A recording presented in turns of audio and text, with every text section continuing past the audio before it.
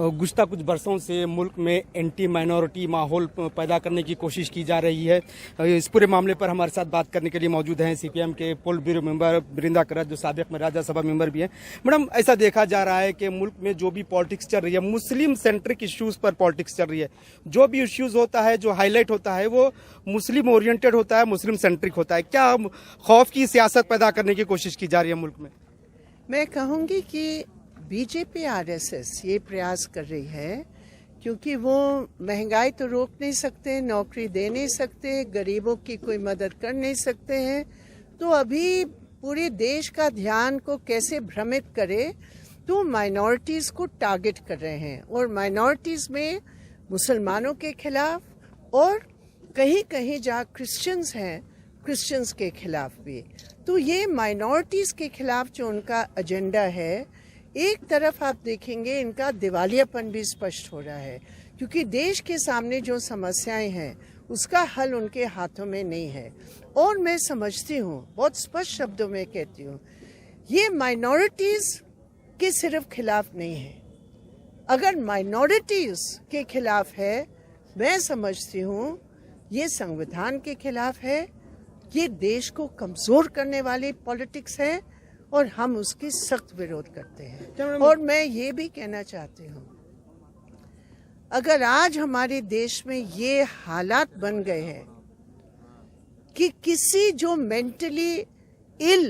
Mental health का patient है, उसको मार मार के हत्या करते हैं इस बात के लिए कि वो अपना नाम नहीं बता सकता, और उसको ये पूछा जाता है कि क्या तुम मोहम्मद हो, क्या तुम मोहम्मद हो। इसका मतलब अगर तुम मोहम्मद हो कि हम तुम्हें मारेंगे, तो मैं समझती हूँ आज ये देश के हर नागरिक कहते हैं कि हाँ, हम मोहम्मद हैं। मैडम, क्या लगता है कि माइनॉरिटीज़ को दूसरे दर्जे का शहरी बनाने की कोशिश की जा रही है? जिस तरह से हालात पैदा करने की कोशिश के खौफ बिठाकर आप दूसरे दर्जे, डिलिबरेटली जहन में बिठाया जा रहा है कि आप दूसरे दर्जे के शहरी हैं। देखिए, ये मनोवादी सोच पे चल रहे हैं। दलित भी दूसरे दर्जे पर, आदिवासी भी दूसरे दर्जे पर, महिलाएं भी दूसरे दर्जे पर, मजदूर का कौन सा बराबर का दर्जा है?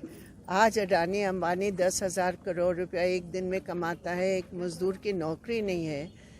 61% हमारे देशवासी को 14,000 रुपया भी महीना नहीं मिलता है, तो वो कौन सा बराबर का नागरिक है? लेकिन हाँ, माइनॉरिटीज़ को टारगेट करके लोगों को एक तथाकथित हिंदू आइडेंटिटी बनाने का, और वो ये हमेशा फैशिस्ट ताकतों का ये हमेशा रहा है कि वो एक को टारगेट करके दे अदर के रूप पे, तुम अलग हो, तुम दूसरे हो, वो आज ये पॉलिटिक्स चल रही है। लेकिन ये भी याद करना चाहिए कि उनको जो बहुमत वोट कहाँ है? 60% लोग तो उनके खिलाफ ही वोट दिया ना, और वो जो 40% भी दिए, वो तो डेवलपमेंट के नाम और गरीबों की मदद के नाम दिया। लेकिन अब लोग समझ रहे हैं जो मेजॉरिटी कम्युनलिज्म चल रहा है, अगर से इस पर माइनॉरिटी कम्युनलिज्म आएगा तो देश किधर जाएगा? अगर से इस तरह से माइनॉरिटी कम्युनलिज्म मेजॉरिटी कम्युनलिज्म रहे तो देश कहाँ जाएगा फिर इस तरह से रहेगा तो? नहीं, देखो, कोई भी फंडामेंटलिज्म हो, किसी धर्म के नाम, इस्लाम के नाम, क्रिश्चियनिटी के नाम, किसी के नाम, श्रीलंका में बौद्ध के नाम पर एक्सट्रीमिस्ट फोर्सेस, अब आप बताइए, बौद्ध और एक्सट्रीमिज्म कभी हो सकता है?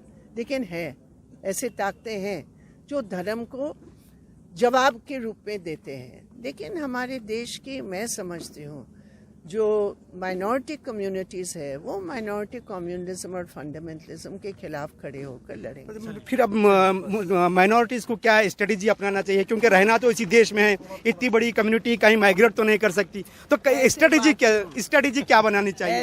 ऐसे बात मत कीजिए भाई, ये कोई सवाल ही नहीं है।